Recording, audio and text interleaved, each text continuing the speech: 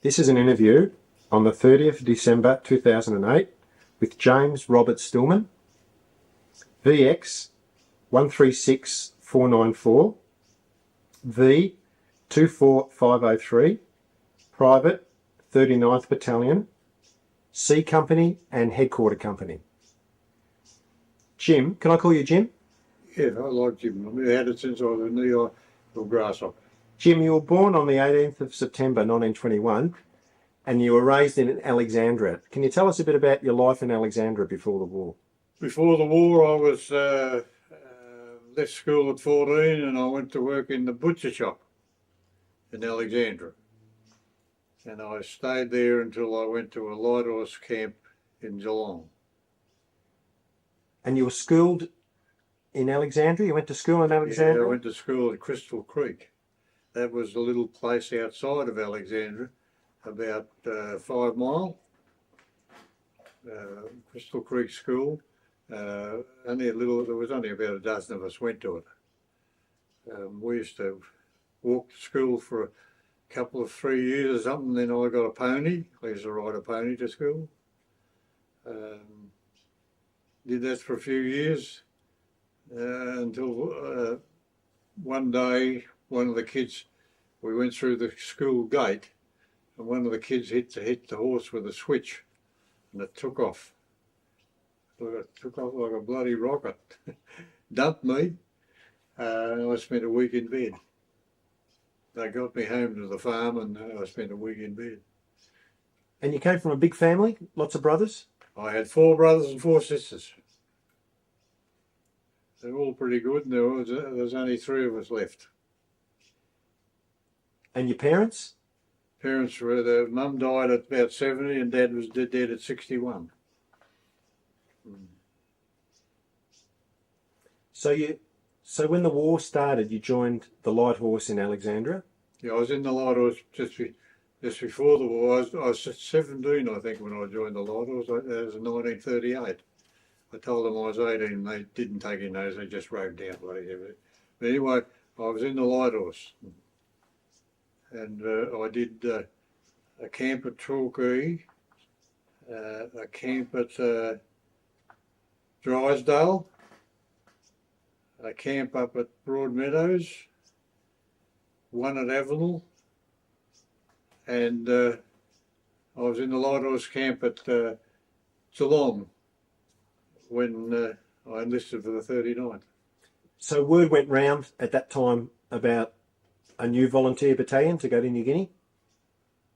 And what do you think? That's for me? I'd like to go to New Guinea, I thought, you know. Never ever thought a man would be mixed up in a war. But it didn't matter. It did matter, really. But what I'm saying about this, it was a good outfit, You know, like the Light Horse was a tremendous outfit. And I thought, no, they had me working in the butcher shop when I left there, had me working in a bloody butcher shop. I didn't like it because I had been butchering like when I was a youngster, before I went to the Light Horse. Anyway, I finished up they brought this business up at Geelong for the 20th Light or for the 39th. And I thought, boy, that sounds good. So I enlisted. I had a few days leave, went back to Alexandria, resigned from the butcher shop, went back to Geelong, and I stayed at Olive's place, and then they sent me down to Torquay. Not Torquay, sent me down to Adelaide. Not bloody Adelaide, Caulfield. And there they shot me to photograph me and all that bloody business.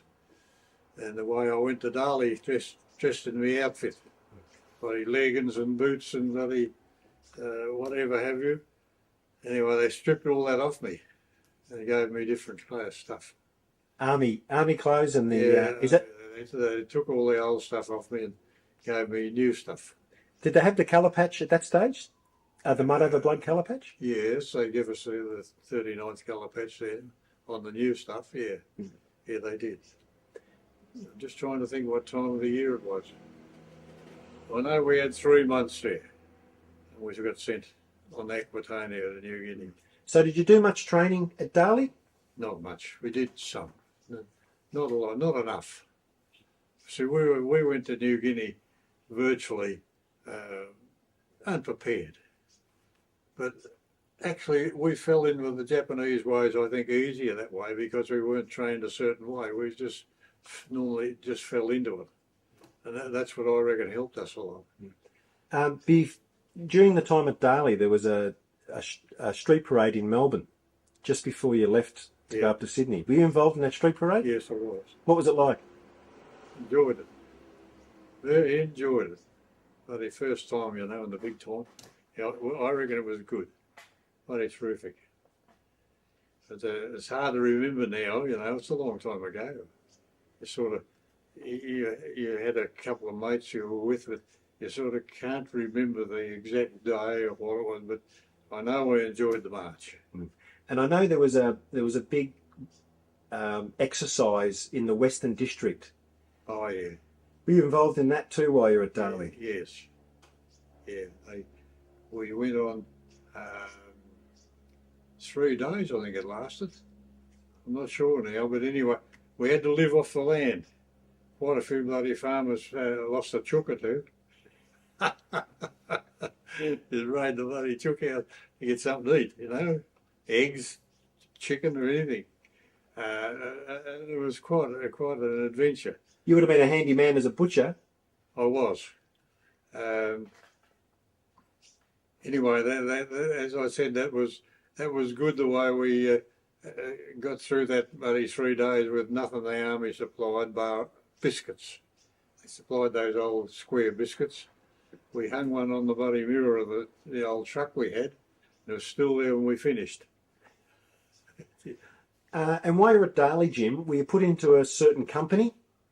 Yeah, headquarters. Headquarters. Yeah. And what were they like? They were good. Old Kelly was our officer. Good old bloke too. I know I snuck off to Geelong to see Olive one night, and when I got back next day, he stuck me in the guardhouse for a couple of hours. Then he called me over, and Jim, I'm surprised at you. I didn't think you'd do that. But away you go, he said. He was a good old bloke, really. And Lieutenant Gartner was there at that time too? Yes, yeah, Lieutenant Gartner. And there was no smoking at night? No smoking, not when the air raids started by the Japs. You know, like they started taking a few places in the Pacific, they banned all bloody smoking, but I didn't smoke. I started smoking during the trip to New Guinea on Aquitania. Yeah. But poor old Phil got caught, didn't he? Yes. Anyway, we got to New Guinea, and in 1947 I had my last cigarette. Haven't had one since. And I reckon that's done me good. So at Darley, you continued on with the 303 rifle as you did in the live horse? 303 rifle. We learned to use the bayonet and that sort of thing. I reckon that 303 was a wonderful rifle. What kind of shot were you? I was a good shot. I spent a bit of time at the Veterinary Corps in Melbourne while I was getting over a malaria attack, and they took me out, and I beat. They had a bloke there. What was his name? But he was a bloody, what do you call it, Queen's Counsel shot or King's shot or one of that, and I beat him. And he couldn't believe it. I beat him fairly easy. And he says, Jim, he says, I've never seen shooting like that. But anyway, it never went any further. We went out again another time and I beat him again. But that was it on the shooting. So just before Christmas in 1941, you headed up to Sydney on the train. Do you remember much about the train trip? Oh yeah, bloody slow, old, dirty, bloody trip. bloody steam engine, you know, all the soot coming back through the train. Man got it there, he would have done any old blackfella out of a job. And what did you think when you first saw the Aquitania in Sydney Harbour? Oh, was a big ship, wasn't it? She was 40-odd thousand ton. And we passed the Queen Mary in the harbour, and we had to look up at her. And the Elizabeth was in there too. The first time I'd ever been on a ship. And I'll tell you what, it opened your eyes to see the size of those. Oh, gee, they were big boats. But the first time you've been out of Victoria, I think. Yes, that's right. And we had a bitch of a train trip, but we enjoyed it, I guess. But we had a bitch of a train trip up to Sydney with all the soot and that. And this, when we came out of New Guinea and went to the tablelands, they sent us south on the train. We got down to Victoria, the colour of a bloody piece of soot. You know, all the stuff in the train blowing back through the windows. You had to shut the window, you couldn't. It was April. We came back, and all the stuff was blowing back through the train. One bloke lost his hat coming down through Queensland here, somewhere up the line there, and the whole train stopped and let him get it. It was good. So the battalion got onto the Aquitania, and you left through Sydney Harbour. What did you think when you were leaving Australia? Oh, we wanted to just get to New Guinea. We didn't know where we were going, really. They didn't tell us but leaning out the huts in Sydney, the houses, were all these women waving to everybody.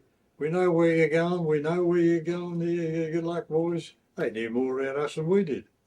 You know, very marvellous. And once you got out to sea, there was quite a big convoy. A couple of cruisers. There was, let me see, we were the only big ship, I think. Yeah. There was a couple of destroyers, a cruiser. Yeah, we had about three or four boats, like warships, with us. And were you sleeping down below or on top? Because we were right down near the propeller. Bloody awful. But once you got to sleep, you were right. It was hot down there. Yeah. And did you do any activities during the day on the trip on the way? Oh yeah, they had us doing drill and all that sort of. It took nearly a week to get up there, you know. About I think about 5 days or 6 days. But they had us doing all the exercises. One night they had me on guard duty. And I looked out and I seen this hell of a flash on the horizon, and out to sea, and I reported. Well, we had everybody from bloody A to Z up there looking. Never seen it again. We don't know what it was, but it was a big flash. It's like lightning, but it wasn't lightning in my book. Did you have any submarine scares on the way up? No, never seen or heard of a submarine. It always was on your mind though, down near the propeller. And you finally got into Port Moresby. What did you feel like when you got there just on dark, and the ship was too big to anchor at the wharf, so they unloaded us over the side down bloody catwalk, you know, sort of thing, rope, on small boats. And into the wharf. Then we marched from there that night in the dark out to the 7 mile strip. 7 miles of marching. Yeah, well, I think we did 9 all told. About 9 mile, I think it was. Anyway, we got out there and you just plonked down your bloody long march with all your gear. We were buggered. Bloody lizards floating around and Christ knows what in that grass there. But they didn't worry. They didn't worry. But anyway, we got bit to hell with mozzies. We never got a bloody mosquito net for several days. Because they were obviously back on the ship. Yeah, they were in the bottom of the bloody ship. In the bottom, mind you. They didn't pack them in right. They packed them right at the bottom. Mosquito nets, you had to have a mosquito net. Because at that time when you arrived, that was at the height of the wet season, so it must have been pretty warm up at the 7 mile. Oh yeah, it was hot. It was hot. Very hot. Yeah, so Moresby strip around that area was very hot, really. It was a bit of a shock to us people. But anyway, you wore day in, day out. You was running around in shorts all the time until there's a couple of boats started to get malaria, so you had to wear a long sleeve shirt, an Airtex they called it, but the mosquitoes used to bite through it. But the point about it was a good shelter from the sun. So at the 7 Mile, did you start to then? For a few days you did nothing. They just allocated you to different areas and told us to dig in. There was nothing to dig with. And then the air raid started. You couldn't buy a bloody pick or a shovel. Everybody that got one quick, you know. But if you were a bit slow, you never got one. You had to wait until they had dug theirs and then dig your own. And Jim, how did you go with the trenches? Did you dig a nice deep one, or? I can dig. Them days I was that bloody fit. I could have turned the mallee bull on the side. You know, I mean, digging even in that climate. You know, it didn't worry me. I used to work away. You know, like dig away, get it done. And I could really dig. After the war, I went digging graves at Alexandra for a spare time living. The block of land I bought in Alexandra was almost in the main street. I only got it because the people that wanted me to had the block of land and they wanted me to dig graves. No, I said, no. Anyway, they couldn't get anybody, so I finished up taking the job and they sold me the block of land. About 100 quid, I think it was. It's pretty good. So what do you think about when the first air raid started? What were your first thoughts about that? Oh God, it was funny. That's when you couldn't get a bloody pick or a shovel. Everybody bloody air raid. It was a nighttime one, of course. A bomber, a naval bomber, Japanese naval boat. It was a ship, and it was nighttime, and they went everywhere with them, and everybody grabbed bloody whatever they could to dig trenches. You wouldn't believe how busy they were, like with handling and digging those trenches. Why did they sank them down quick? Yeah. Did you have a crack at any of the Japanese planes with Lewis guns or anything like that at the time? No, we used to fire the 303 at them. But they didn't worry us as far as machine gunning. But all they were interested in was the strip. The Zeros used to do the strip. And I think, I forget how many raids on Moresby now, but anyway, our first raids were night time. Broke us in a little bit. And then we got the biscuit bombers, as we call them. Or not biscuit, bloody Japanese, what do we call them? I forget. But anyway, and then the Zeros started coming in. Well, they shot down a couple of those. The boys on the drone shot down. You wouldn't know who shot it, of course. And then they got the Beaufort guns, the Beauforts. Yeah, they were a good gun. Anyway, they mounted them around the strip, and the old Japs would only do the one run down the bloody strip and run away. Did you get much warning from the air raids? Yeah, we did. They had up to an hour. They could see them taking off at Ley, and they'd radio Moresby that they'd taken off. But some of them went straight across the bloody Darwin from there. But really speaking, usually they came over us, but we had warnings.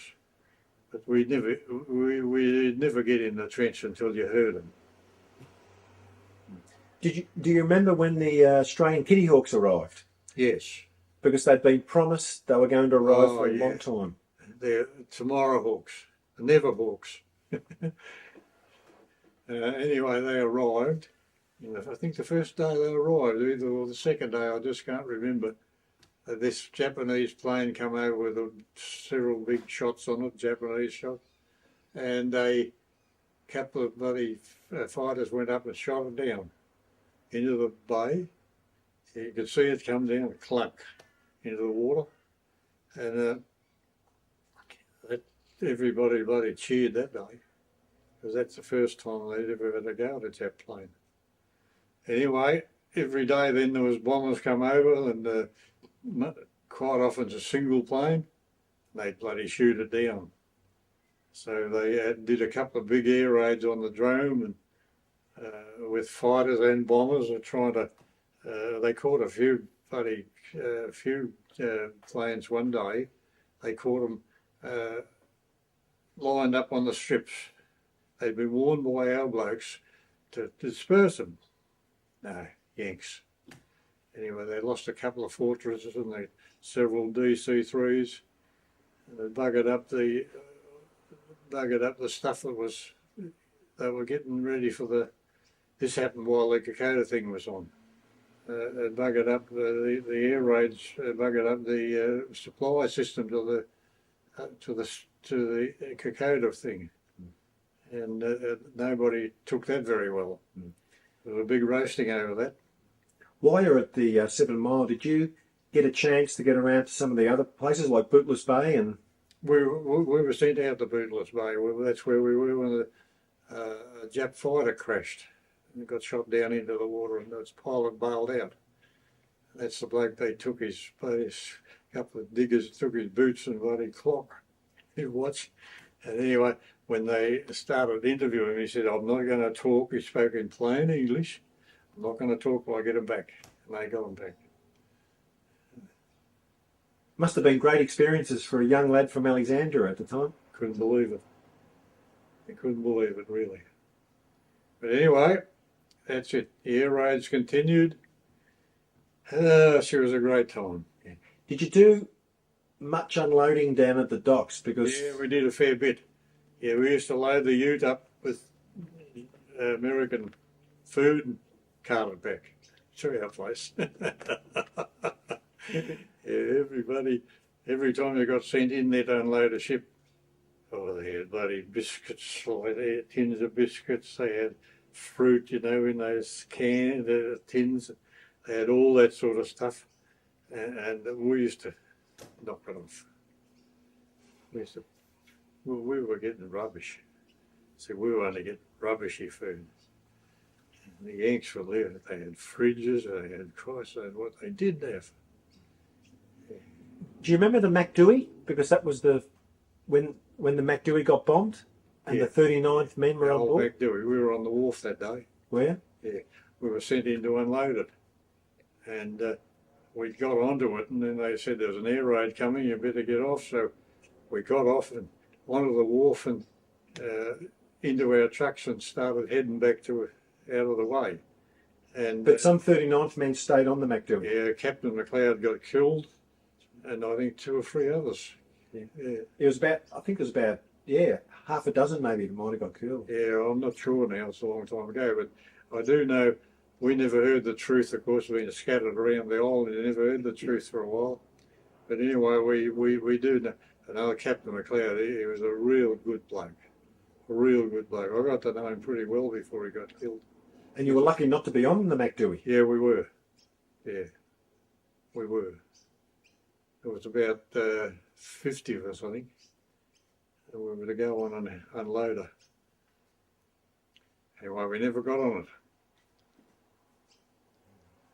But it was rather strange, though. They didn't sink it that day, did they? Yes, they did. They didn't sink it, but they bombed Christ out of it. Well, I think they either it sunk that day or they sunk it next day. I'm not sure. But see, they used to lie on the deck of the boat and watch the bombs leave the plane, and they'd divert the ship. And of course, this day the Japs woke up to that somehow or another, or they were a bit lucky. But one bomb went straight down through the deck, where Captain McLeod and the captain of the ship were having a drink. It killed them. Captain McLeod was a good bloke. He was a good bloke. I think he was a Scotsman. But he's a hell of a good bloke. It sounds like the officers in general were quite well respected. Yeah, they were. Yeah, they were. Of course, they got rid of some of them out of the unit and replaced them with Middle East blokes, or blokes that had served. Like Younger guys. Younger guys. And I think that's why the 39th did so well, because they had them young blokes. Yeah, they were good fellows. But anyway, look, if you sat down, you could write a book on it, really, the whole thing. From the time you were born until after the war, you could write a bloody book on it. You know, I mean, there's a lot to it. Did you have a few good mates by that stage in the 39th? Yeah, everybody had mates. Yeah, everybody was friendly. Everybody was. And your mates looked after you? Yeah, Yeah, well, I was one of the bigger blokes, you know. I was 6 foot and bloody about 14 stone, and they used to look up to me a bit, you know, like most of them were a lot smaller than me. And I didn't want it that way. I just wanted to relax, you know, and get on with them and be friendly with them. And they were good blokes. You couldn't get better blokes, really. Couldn't get better blokes. Either most of them are gone now. I can't remember one bloke that was with me now. Is any of the blokes now are still alive? All gone. Hard to believe.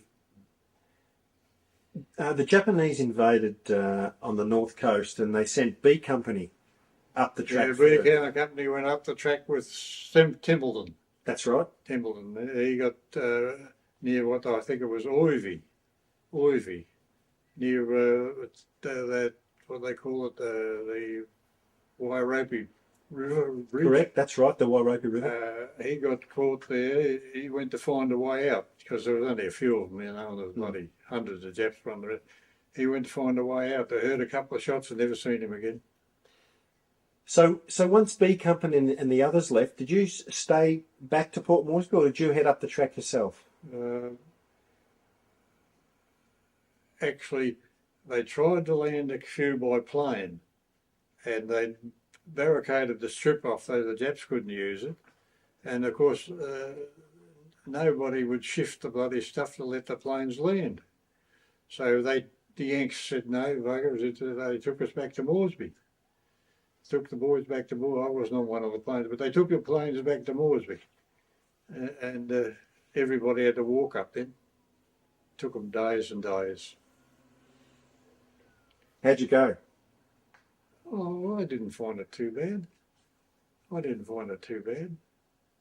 you still with Headquarter Company at that stage? No, I was with C Company. They'd dispatched us to various companies. We didn't have our mortars. I was in the mortar group. They didn't have them. They didn't have them on the Kokoda Track. They just sent the fellas up without them because they couldn't handle them. Couldn't get the ammo in. See, they were 10 pound each, those shells. How the hell would they carry them in? You couple to a native carrier. Well, I mean, to carry 1,000 shells in takes a lot of doing. And the mortars, the base plate was bloody heavy. I was the main carrier of a base plate when I was in the mortars because they were big and heavy. I could handle them all right, but by geez, they got heavy. So you didn't find the walk too bad? It would have been not too bad. No, not too bad. I did. I was always a good walker.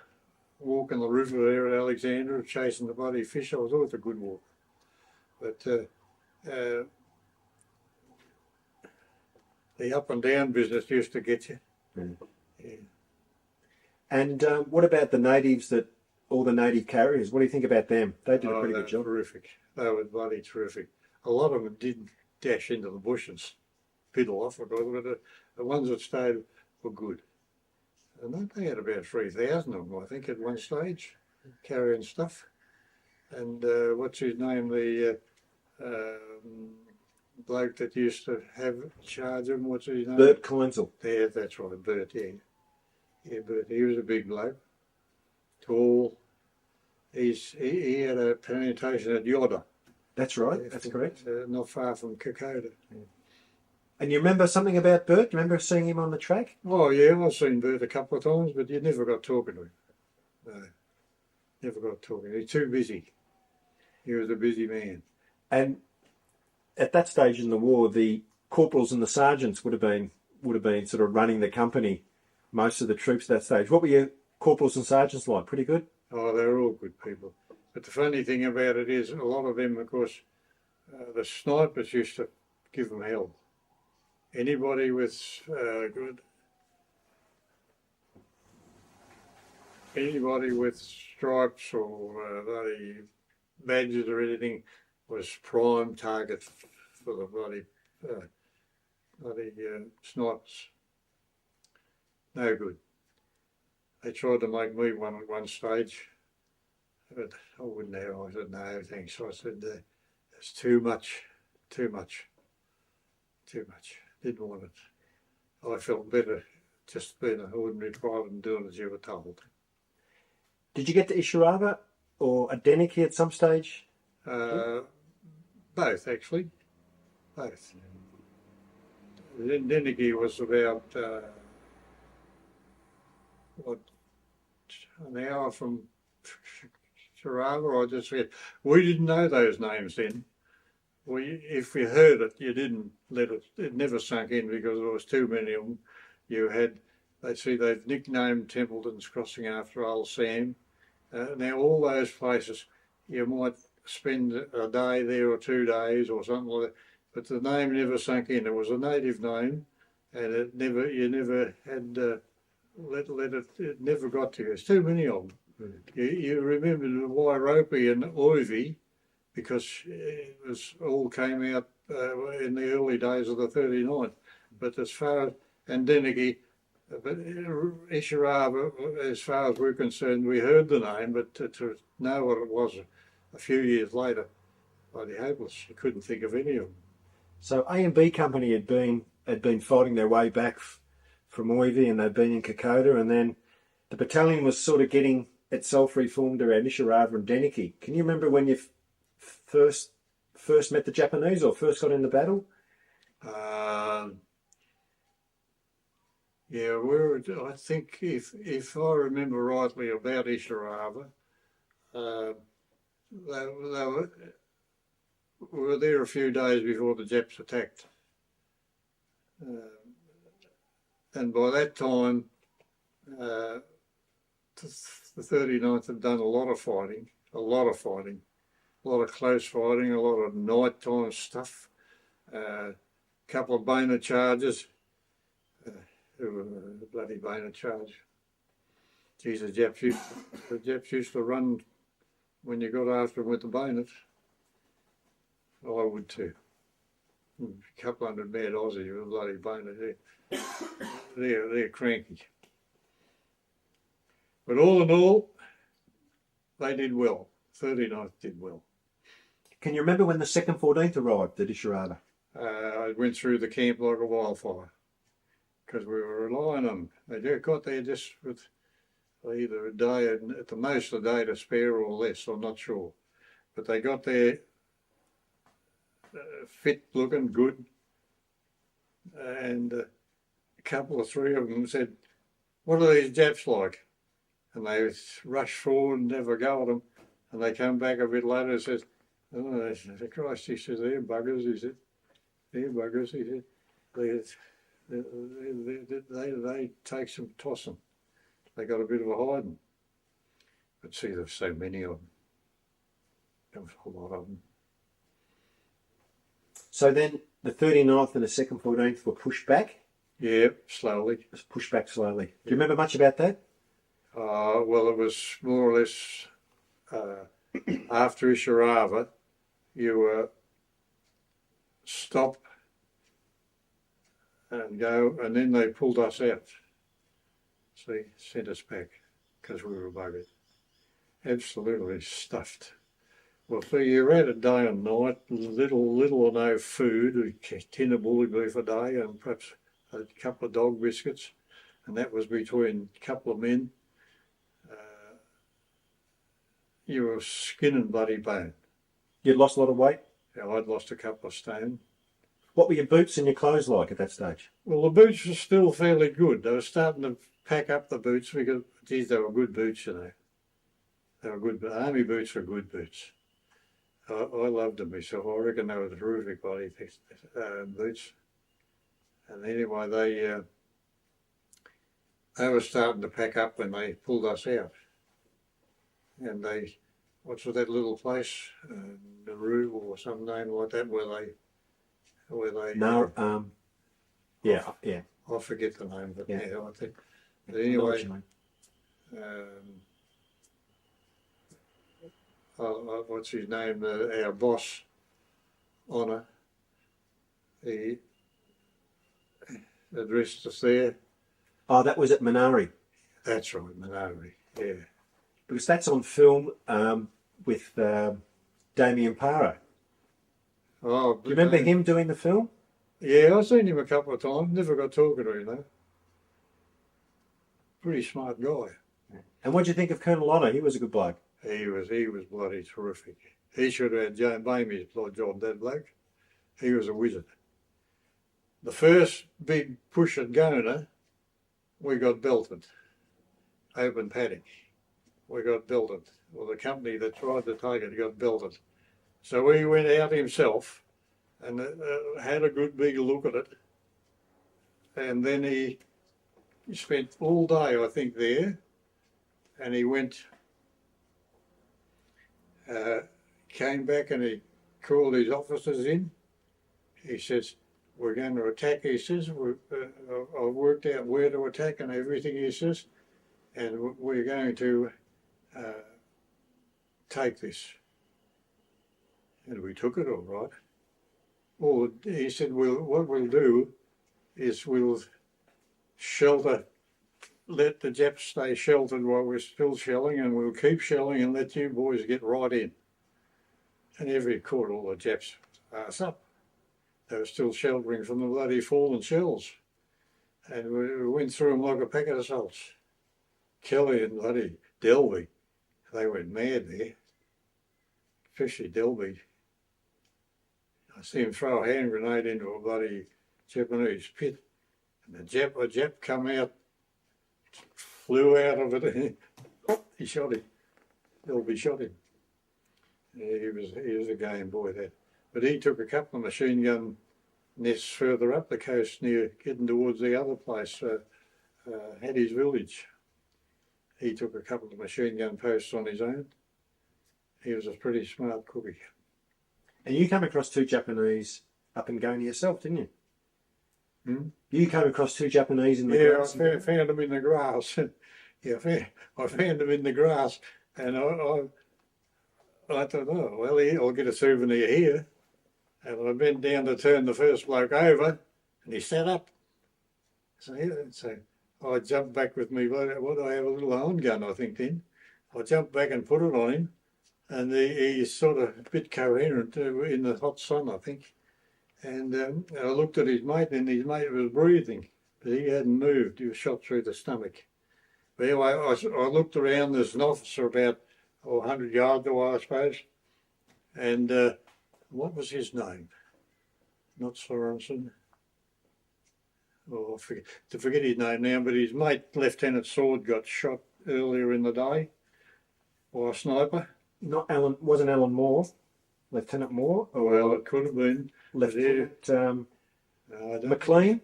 Was it McLean? I think it might have been McLean. I'm not sure now who it was. It's a long time. Because they were mates with Sword. Yeah, but anyway, he come over, pulled his gun out, he's going to bloody shoot him. I wouldn't let him because we wanted prisoners, see? And these blokes were good prisoners. Well, one was because the other was shot through the stomach. But the other bloke was shot down the arm, he all opened up. And I finished up taking him over to the doctor. Old Dr. Doc Vernon? Vernon? Hey? Was it Doc Vernon? Something like that, yeah. He took one look at him. Oh, you're going to be bloody funny, eh? I went, bang, knocked him out. Real tough old boy. Anyway, they fixed him up, and sent him back. I think he got back to. This big camp they had in New South Wales. You know? Cowra. Yeah, that's right. Yeah, I think he got sent back to there. Yeah. So you saved two Japanese prisoners?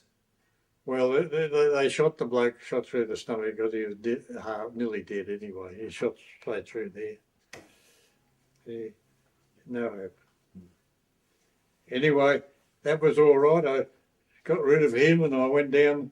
I thought, well, I haven't got any bloody souvenirs yet. And I goes down, and on the beach is a great big bush, a huge thing about this size of this, and there's an opening in the front. And I thought, oh, well, have a look in here, there could be something. I bent down to have a look in. Here's this bloody Jap there with the rifle pointed straight at the opening. But he was dead. The buggers had set him up, the Japs, I think. He was bloody plain dead. I was gone if he hadn't been. I was gone. So I thought, Jim, you've had enough for today. Go back to your bloody line. So I went back about 400 metres to where we were, and that was it for that day. And during the night, somebody, Jap, tried to get out past me. It was pitch black night, no moon, nothing. It was pitch black. You could hear him. You knew he wasn't far away. And I challenged him, and he took off. And so I fired a shot at him, but nothing happened. Anyway, somebody further down the line got a shot at him, hit him, and he wounded him. Anyway, Darky Wilkinson, an old friend of ours, Darky goes bloody looking for him next morning, and the Jap gets up with a bloody sword and there's a go at Darky, and some other bloke shot him. Darky never even had anything on him to fight him. He just, old Darky was a character of a bloke. He was a character of a bloke. He was one of your mates? Yeah, well, I knew him well. Yeah, everybody knew Darky. Good bloke.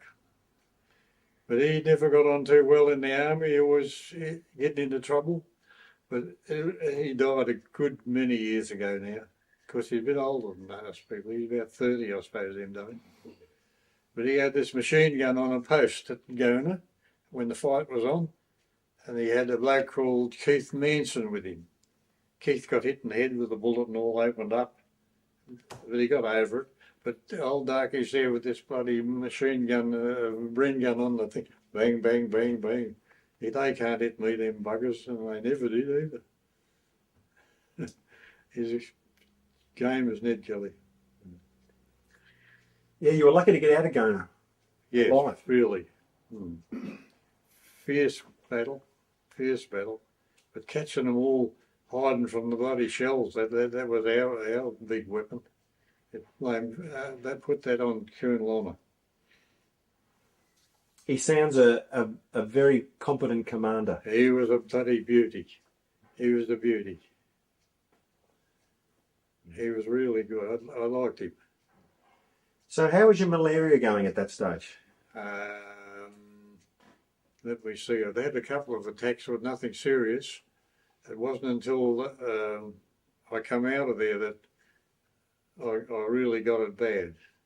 Did they push you on to Sanananda, or did you get crook? We went from there to Hattie's village, which was further on than Gona towards Ley, and I think we knocked off several hundred Japs there, and then they pulled us out of there and sent us down to Sanananda. Who was the officer who were you with at Hattie's? Can you remember? Oh, buggers if I know who was in charge of us there. But you spent a bit of time up at Hattie's? About a week, I suppose. No, it wouldn't be that long. Hmm. We went from there down to Hattie's village where we relieved the Yanks. Not Hattie's village, the Gona.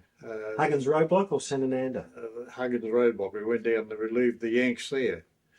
Out in the bloody hot sun in the perimeter. She was a shocker. Sitting there in the hot sun. Japs would send over a bit of a mortar shell at times, but they were too far away to do us much harm. But we went on patrols from there out into the bush. You'd sneak along and you'd hear the Japs, you'd hear them, you weren't allowed to attack them because there was just too many of them. And there wasn't many of us there. There was, I suppose, at the finish, there was about 30-odd 39th come out of there. That was all that was left. I'd already gone.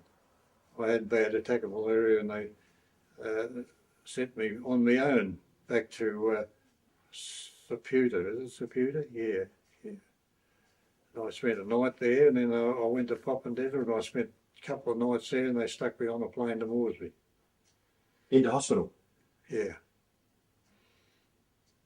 So was that up at Koitaki or into Moresby itself? The big hospital there before you go up the hill. I think it was 9. I think 109. I think they called it. I'm not sure on that. I think it was 109. But when my first trip in there, I had dengue fever. Dengue fever, mind you. I should have been that. Anyway,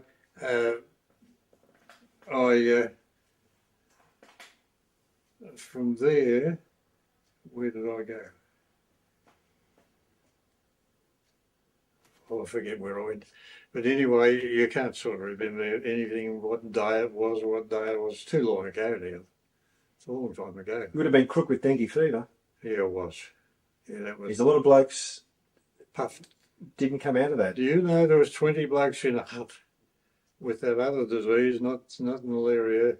Scrub typhus. Scrub typhus. 20 blokes in a hut at Moresby, 19 of them died. Died of scrub typhus. I never got that, thank goodness. Well, I don't think I did. So you spent a bit of time in Moresby? No, not really. We never got into the township much. Didn't want to. There was nothing there after they bombed. You know, like before they bombed, they reckon they were going to get bombed. Yeah, but what's the name? The people that ran that double name. They used to have the big place there. Burnsville. That's right, Burnsville. They left a lot of stuff there. And the boys raided it, got everything. I never got in amongst that. So Jim, you eventually got a bit better. Did they then send you back to Australia or just stay in New Guinea for? Well, I stayed there and I came back on. I forget what small ship it was. We came at last of the 39th. Come back on it. We landed Townsville, I think. At Townsville. I'm not sure whether Townsville or Sydney where we landed, but there was no escort or nothing. But we were always a bit frightened of boats, of submarines. Nothing worse than to get hit with a submarine. Anyway, nothing happened. Nothing happened on the way up. As far as submarines, we were a bit fortunate because there was a lot of ships sunk down the coast here. I think about 170. Sunk all around Australia here. You ever see that line of ships marked down there on the coast, Jeff? Yeah. Yeah. So back to Townsville, and did they take you by train south, or did you go into a hospital? We went to Wandekla. That's where the battalion was disbanded? Yeah. Yeah, that's where they sent us all on leave from there. Did you go back to Melbourne? Yeah. I got to Melbourne and to Geelong, and what did your parents and your brothers think about your trip to New Guinea? Oh, they sort of didn't want to know much about it. I never told them anything really, but anyway, they two of them had joined up. One was in the Air Force. One of them was in the Air Force, and the other one was in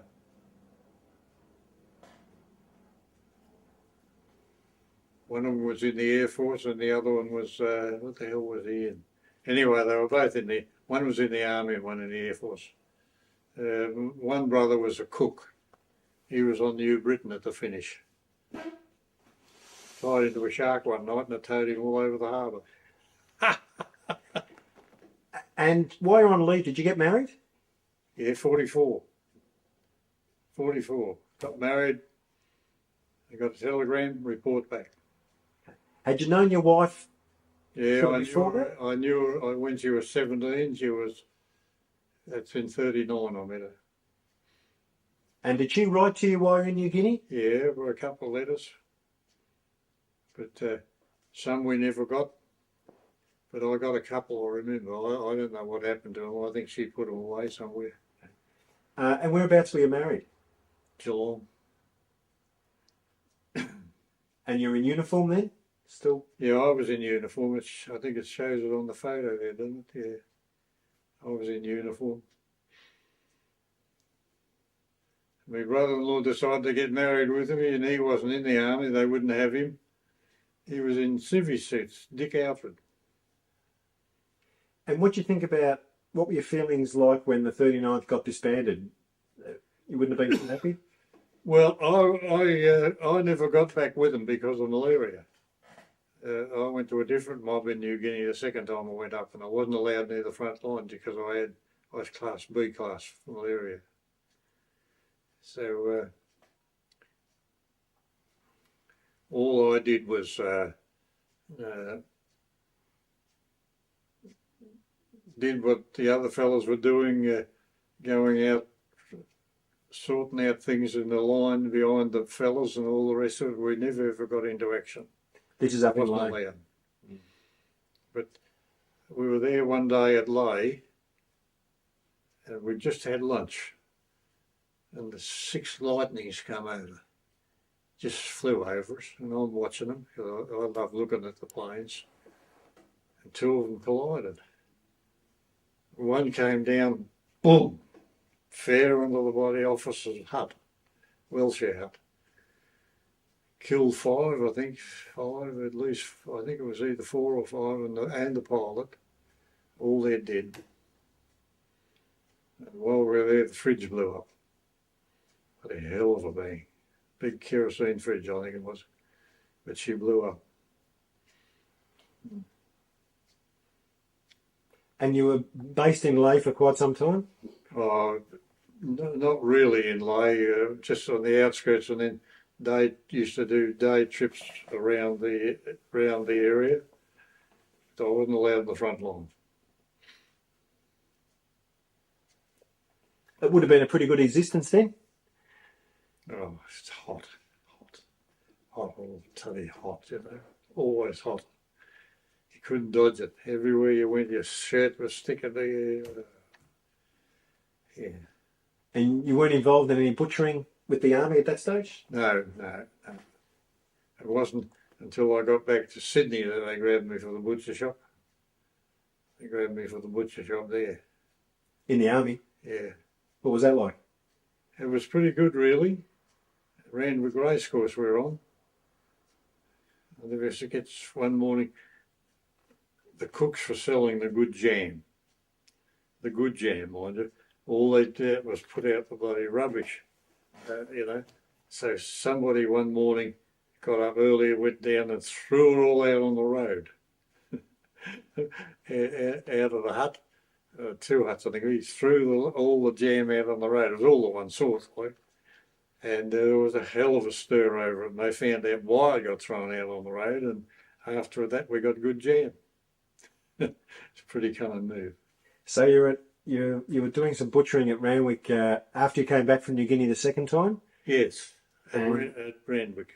And was that your last job before you left the army? Yeah, yes, it was. I used to go into the showgrounds to do the butchering.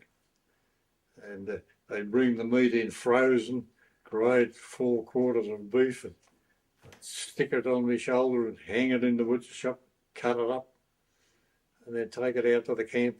Nobody ate it. Nobody there. They'd all clear out for dinner, you know. Very, very little of it got ate. What a waste. I used to take that, I got a bunk out at, Olive came up to visit me, and I got a bunk out at my auntie's place at Lakemba, and I used to take all the bloody good cuts out there to get rid of it. There wouldn't have been a lot of red meat around at that stage? No, it was very scarce in the civilian population meat. The army got plenty though.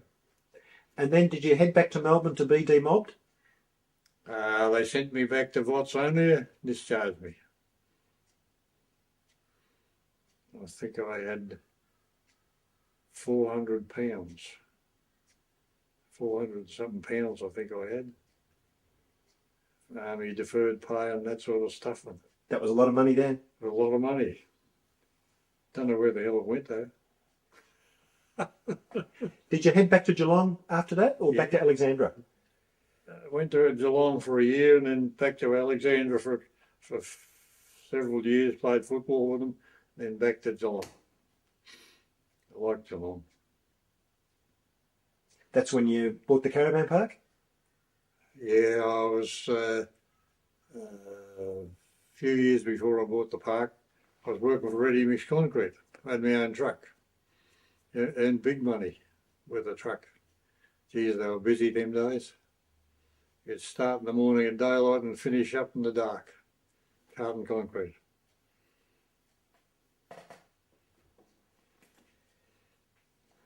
Have you been involved in the Battalion Association all those years too?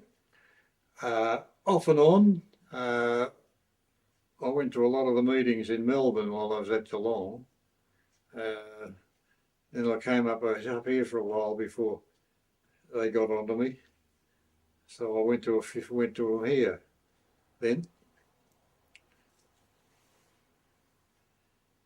And how do you feel about the battalion getting reformed? Well, I thought it was good, but not being part of it, you sort of missed it. You know, you weren't one of them really. If you had been there, you would have enjoyed it. Would have definitely enjoyed it. Yeah, it was nice for the government to actually do that. It was, yeah. Okay, Jim. Well, on behalf of the 39th Battalion Association Historical Subcommittee, we'd like to thank you for your time in this very interesting interview. Thank you very much. Thank you.